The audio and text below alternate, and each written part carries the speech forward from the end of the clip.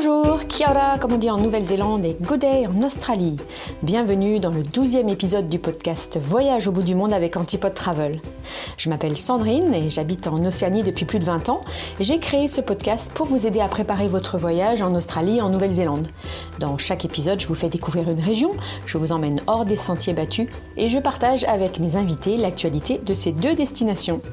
Pour cet épisode australien, j'ai le plaisir d'accueillir Annette et Yann, deux conseillers voyage sur l'Australie, certainement parmi les plus expérimentés.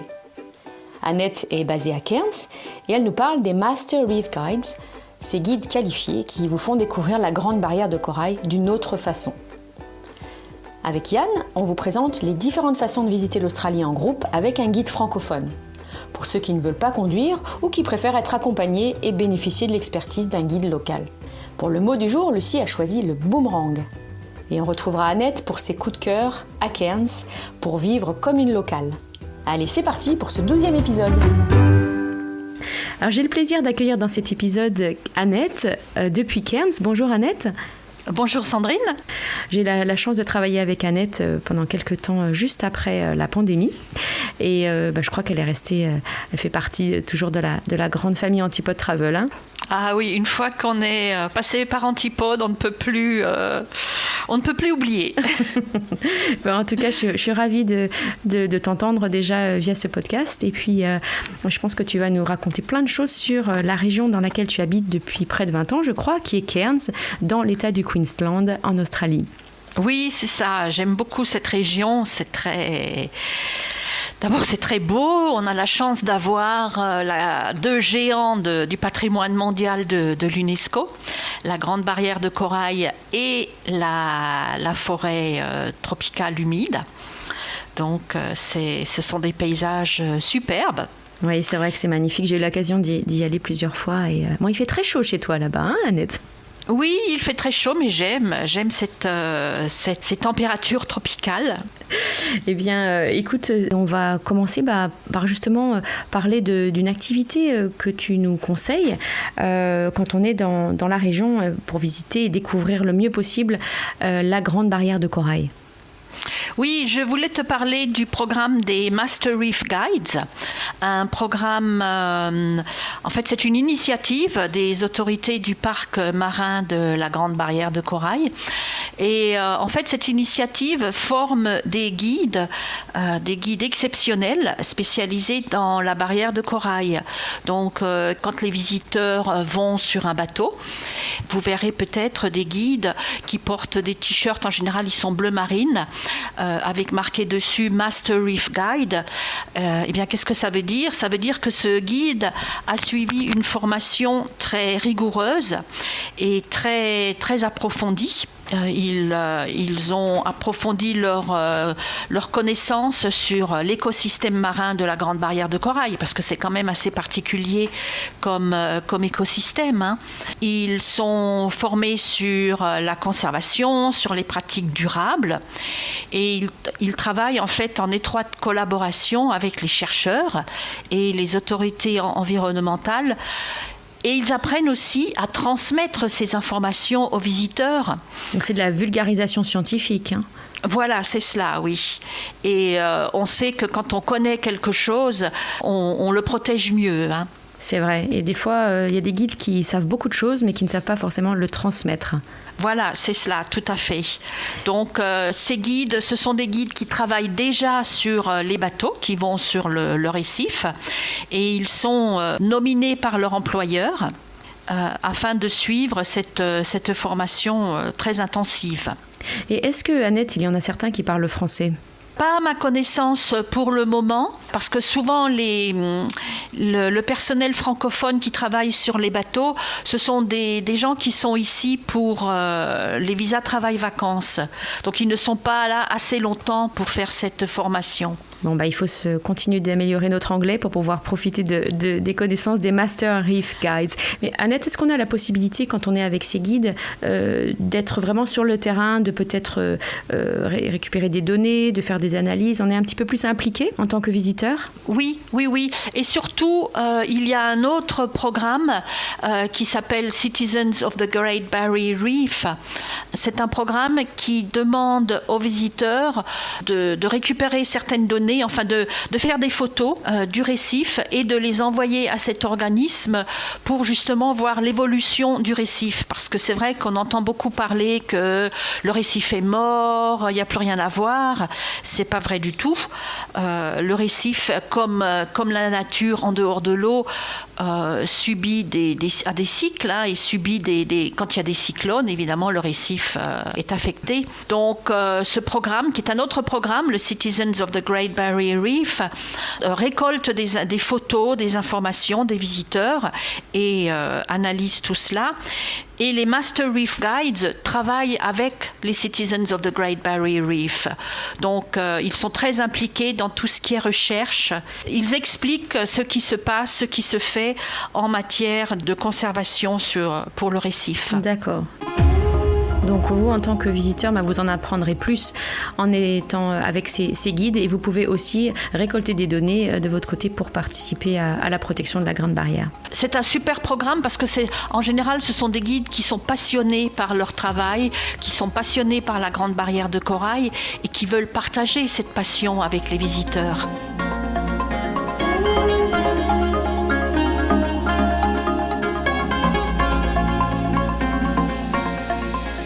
Si vous voulez découvrir l'Australie sans louer de voiture ou de camping-car, la formule voyage en groupe peut vous convenir.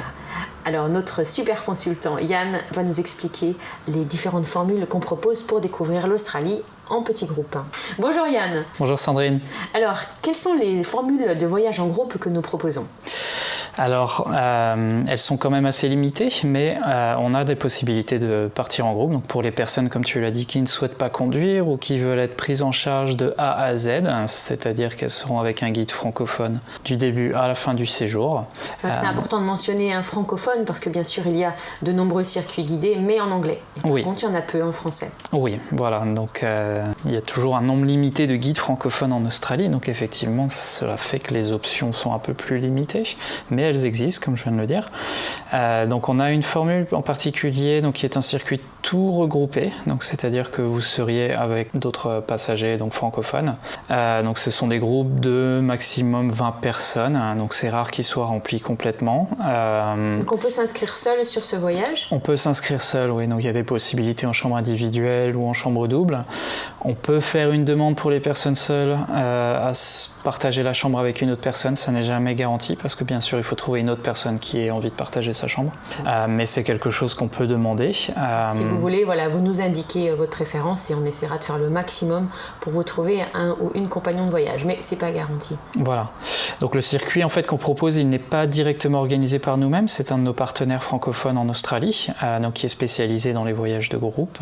Donc ils ont une formule de 13 jours qui vous permet de voir les incontournables. Donc c'est un circuit qui commence par la région d'Adélaïde avec la visite de Kangaroo Island sur 2 jours. Suivi ensuite d'un vol vers le Centre Rouge où vous visiterez vraiment les sites principaux du Centre Rouge, donc c'est-à-dire le parc national d'Uluru et Katajuta, donc c'est-à-dire Ayers Rock ou les monts Olga, et Kings Canyon également. Et par la suite, on part en direction de Sydney avec la visite des Blue Mountains et la visite de la ville. Et on termine le circuit à Cairns avec une journée sur la Grande Barrière de Corail à bord d'un catamaran voilier et la possibilité de faire de la plongée snorkeling, c'est-à-dire palme, masque et tuba, ou des options de bateau à fond de verre pour les personnes qui ne nagent pas. Et il y a une journée également prévue dans l'arrière-pays de Cairns, c'est la région qu'on appelle les Atherton Tablelands, donc avec la possibilité de découvrir des cascades, un petit peu de forêt tropicale aussi. C'est un programme très complet, c'est 13 jours. Oui, c'est un programme très complet et il y a des options également d'extension avant le circuit avec la visite de Melbourne et de la Great Ocean Road sur 3 jours et la possibilité de rester un petit peu plus longtemps à Cairns pour un séjour balnéaire dans cette belle région de la Grande Barrière de Corail. Pour ceux qui ont peu de temps et puis qui veulent vraiment se laisser guider, c'est un circuit parfait avec différentes dates pendant l'année. Alors ils proposent 3 départs. Ils ont un départ au mois d'avril 2025, un autre au mois de novembre 2025 et le dernier au mois de mars 2026. Donc il est conseillé quand même de s'inscrire assez à l'avance, surtout pour aussi avoir des tarifs d'aérien intéressants. Oui, tout à fait, ouais. Parce que les forfaits qu'on propose n'incluent pas les vols, mais on vous indique lesquels vols doivent être réservés sur l'itinéraire. Et dans quel type d'hébergement on va loger dans ce circuit ? Alors ce sont des hôtels standards, donc 3 et 4 étoiles, donc ça reste des hôtels plus que corrects, donc sans être luxueux pour autant, donc c'est vraiment du hébergement style classique, quoi. Et au niveau des repas, qu'est-ce qui est inclus ? Alors au niveau des repas, donc tous les petits déjeuners sont inclus, la majorité des déjeuners sont inclus, généralement les dîners sont libres, car vous logez à l'hôtel, donc vous avez la possibilité de dîner à l'hôtel ou dans les environs de l'hôtel. Très bien Yann, c'est une bonne formule en effet. Et étant donné qu'il n'y a que 3 ou 4 départs par an, on a décidé de proposer une autre formule à nos voyageurs et c'est un circuit qu'on a appelé semi-indépendant. Alors bon, on cherche encore un petit peu un nom un peu plus sympathique que ça, mais en fait c'est un petit peu un entre-deux entre un circuit liberté et un circuit où vous avez des guides et des commentaires en français. Oui, tout à fait. Donc, c'est un programme de 16 jours qu'on a mis en place, effectivement, du fait du nombre limité d'options entièrement guidées. Donc, vous voyagez quand même de manière un petit peu indépendante, au sens où quand vous arrivez, donc on vous prévoit des transferts de l'aéroport, mais après vous êtes libre dans les hôtels le soir. Donc par exemple à Sydney, on inclut des visites à la journée donc avec un guide francophone. Donc c'est en petit groupe, maximum 12 personnes. Donc pour visiter la ville, pour visiter les Blue Mountains, qui sont vraiment les incontournables de la ville. On fait la même chose ensuite sur Melbourne avec la visite de la ville et la découverte de la Great Ocean Road. Ensuite, on part vers le Centre Rouge, donc avec un forfait de 3 jours, donc qui est en petit groupe aussi de maximum 12 personnes, donc pour faire le parc national d'Uluru-Kata-Tjuta, puis Kings Canyon et de terminer par Alice Springs. Donc là par contre il n'y a pas de guide francophone, donc en tout cas ce n'est pas garanti. Dans la plupart des cas vous aurez un guide anglophone, mais on vous fournira des audio-guides qui vous donnent les commentaires de l'excursion en français. Donc c'est pas parfait, mais ça reste une option qui permet quand même de bien aider si vous n'êtes pas complètement familier en anglais, mais qui vous donne quand même, qui vous permet de ne pas perdre en tout cas au niveau des informations qui vous sont données pendant l'excursion. Et donc on termine par Cairns là aussi, donc avec la découverte de la Grande Barrière de Corail, toujours en catamaran voilier. Donc là par contre vous n'êtes pas guidé, vous avez un équipage à bord, il peut parfois y avoir des membres d'équipage francophones, mais ce n'est jamais garanti. Ensuite vous visitez la forêt tropicale du parc national de Daintree et Cap Tribulation. Donc là encore c'est guidé en anglais, mais on vous donne des audio-guides en français, avec les commentaires en français qui sont activés par signal GPS, c'est-à-dire que quand vous arrivez à un certain endroit, les commentaires s'activent automatiquement, donc selon l'endroit auquel vous arrivez.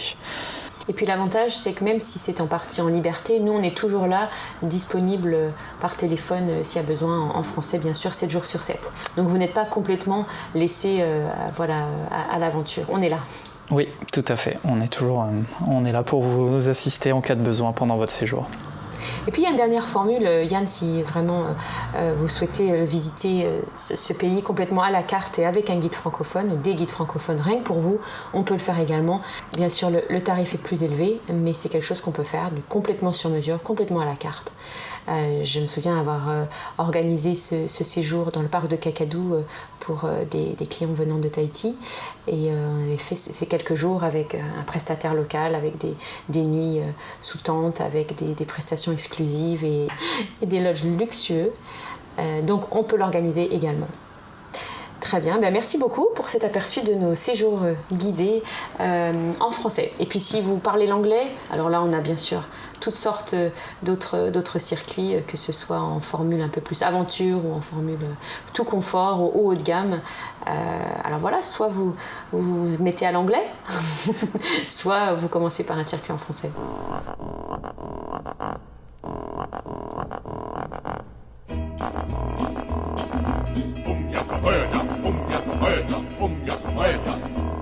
In the badlands of Australia, many years ago, the Aborigine tribes were meeting, having a big powwow. Oh,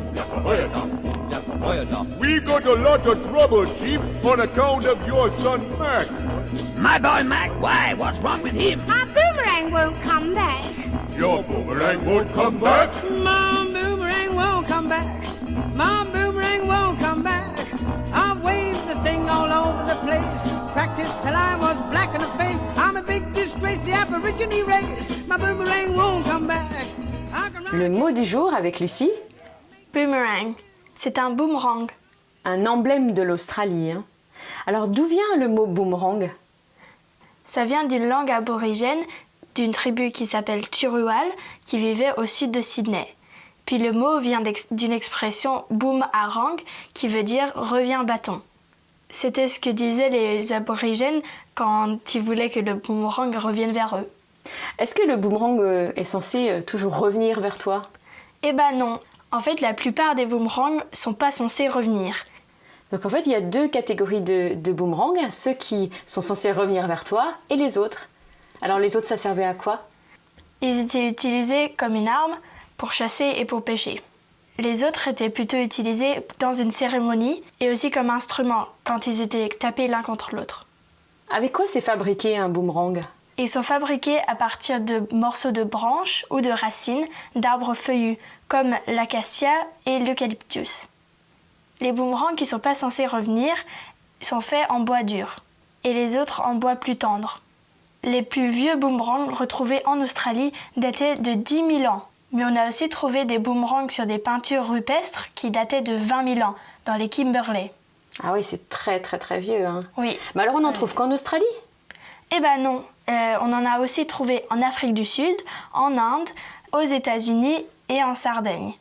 Et même, est-ce que tu savais que Toutankhamon avait une collection de boomerangs? Ah non, alors ça je savais pas. Des boomerangs en Égypte?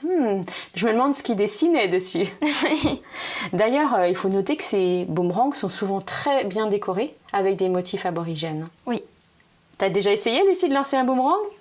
Je crois que oui, mais il n'est jamais revenu. Merci beaucoup. Merci. Have a go. Excuse me. Now then, slowly back and through.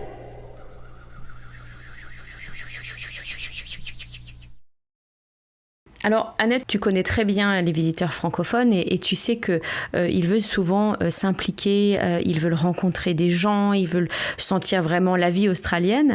Alors qu'est-ce qu'on peut faire quand on est dans la région de Cairns pour rencontrer les locaux? Alors, c'est vrai que c'est une question qui revient souvent.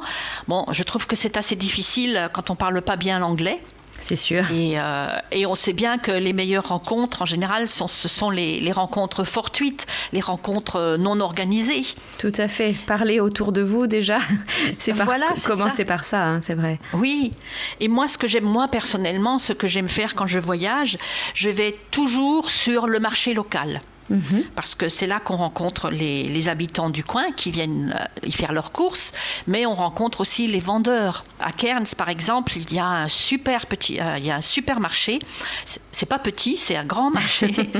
C'est Rusty's Market qui a lieu tous les vendredis, samedis et dimanches. Ça ouvre à 5h du matin jusqu'à 15h. Et c'est super parce qu'on y trouve tous les fruits et légumes tropicaux. Et on peut facilement demander aux vendeurs, ce fruit-là, ça a quel goût? Ils se feront un plaisir de vous faire goûter. Mais moi, ce que je trouve très sympa aussi en Australie, et ça se trouve dans toute l'Australie, hein, c'est pas uniquement à Cairns, mais c'est les concerts avec des musiciens locaux. Donc je ne parle pas des grands festivals, bien qu'il y en ait beaucoup aussi, hein, des grands festivals de musique, comme Woodford, Womadelaide ou Savannah in Around, ici dans le nord. Mais moi, je parle des concerts gratuits qu'on trouve dans les pubs, même les restaurants. Hein. Moi, je vois les restaurants ici au bord des plages, à Trinity Beach ou à Palm Cove. Tous les dimanches, en général, il y a un musicien. Et moi, je trouve ça vraiment très bien en Australie. On encourage beaucoup les jeunes musiciens. On les aide à se produire. Et je trouve ça fantastique. Oui, tout à fait. Puis ça donne une image aussi, une idée de la musique qui se joue, la musique actuelle. Et ça encourage les jeunes musiciens. Et puis ça a l'occasion de parler autour de vous et d'engager la conversation. Quand on dit qu'on vient de France, souvent, on est quand même bien reçu. Oui, tout à fait. Et puis quand on dit tu aimes cette musique, ah oui, non, pas du tout, c'est pas mon genre, ou ah oui, j'adore. Donc tout de suite, voilà, on engage la conversation. Et donc, par exemple, ici à Cairns, il y a d'abord des bars spécialisés. Il y a un bar qui s'appelle Elixir, où on entend plutôt du blues. Ou alors, toi qui es venu à Cairns, je ne sais pas si tu es allé à Ellis Beach. C'est une très belle plage juste au nord de Cairns, juste à côté de Palm Cove. Et il y a un pub au bord de la plage, enfin au bord de la route, mais devant la plage. Et le dimanche, ils ont toujours de la live music. Et c'est vraiment, c'est très sympathique. On s'assied, on déjeune ou on prend un verre et on écoute la musique. Et puis surtout, c'est un endroit très fréquenté par les bikies. Alors, les bikies, c'est les passionnés de moto, les motards. Les motards, voilà. Voilà, donc c'est la sortie du dimanche. Ils viennent au Ellis Beach Bar pour écouter la musique aussi. D'accord. Et puis je crois qu'il y avait une autre adresse à nous conseiller pour écouter de la musique. Il y a aussi un bar irlandais dans la City qui s'appelle McGuinty's. Et là, quand il y a de la musique, c'est vraiment vivant. On sait, la musique irlandaise. Oui. Et c'est vivant, les gens chantent. Là, on ne peut pas rester tout seul dans sa bière. À tous les coups, il faut se lever, il faut danser, il faut chanter. C'est très sympathique. Mais ce qu'il y a aussi, et ça c'est peut-être un peu moins connu, par exemple, samedi, moi je suis allée écouter un jeune musicien aborigène dans la Mulgrave Gallery. Donc ça, c'est une galerie d'art qui se trouve sur l'esplanade. Et le samedi après-midi, la galerie met des chaises, des gros poufs dans la galerie, qui se transforment en petite salle de concert très, très intime, entre 15h et 17h. Donc c'est vraiment sympathique. Il y a un petit bar temporaire et on écoute la musique. Et comme c'est assez petit, c'est très intime, on discute avec ses voisins, quoi. Ah oui, ça a l'air d'être une bonne adresse, à la Mulgrave Gallery. Et puis c'est vrai que sur le principe, ce sont des concerts gratuits. Après, bien sûr, il y a une consommation si on veut, mais là, c'est pas la barrière financière qui vous empêchera d'aller parler à votre voisin. Tout à fait, tout à fait. Puis comme on dit, la musique adoucit les mœurs. Donc quand on est relax, on parle plus facilement avec ses voisins. Même si l'anglais n'est pas suffisant pour avoir des grandes conversations. Un petit verre de vin avec modération, ça aide. Voilà. Et le sourire et les mains aident beaucoup aussi. Et pour terminer, je sais qu'Annette, tu aimes beaucoup les festivals, l'art en général, et tu voulais citer deux coups de cœur de festivals qui ont lieu dans les prochains mois. Oui, alors ça aussi c'est très sympathique, des festivals comme le Opera in the Outback qui cette année a lieu du 13 au 19 mai 2025 et donc c'est un festival d'opéra comme son nom l'indique dans le Outback du Queensland à Winton. Alors Winton c'est vraiment le Outback et c'est d'ailleurs un endroit où on a trouvé beaucoup de sites d'ossements de dinosaures qu'on continue d'ailleurs de trouver, et Winton est réputé pour cela. Mais c'est extraordinaire, ça combine la grandeur de l'opéra avec cette beauté sauvage et l'immensité du Outback, crée vraiment une expérience absolument inoubliable. Et donc, c'est pas que de l'opéra classique, il y a des œuvres modernes et c'est souvent adapté à ce cadre très particulier.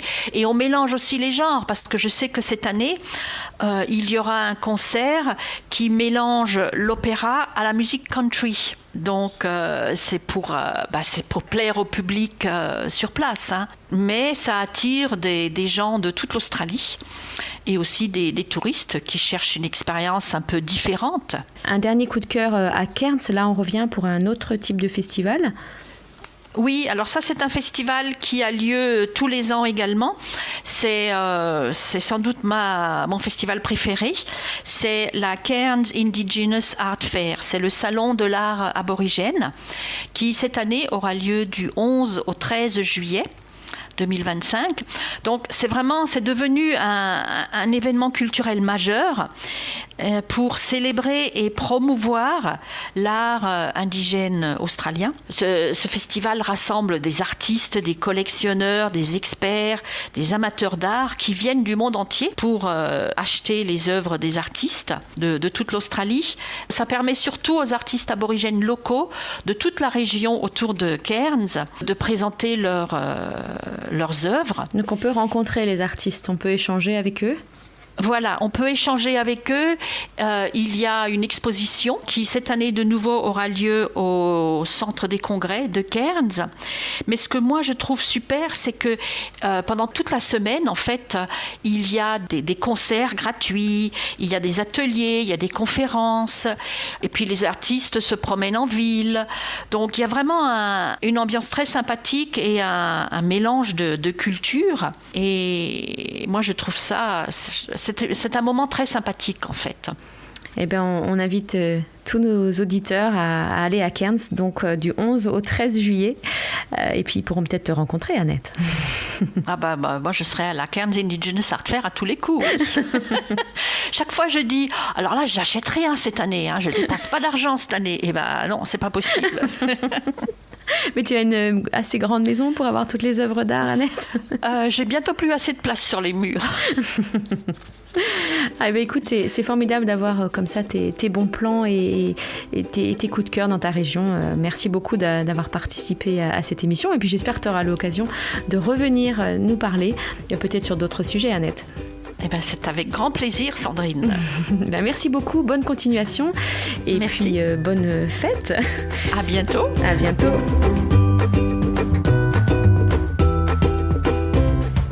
Je vous ai donné envie de venir en Australie ?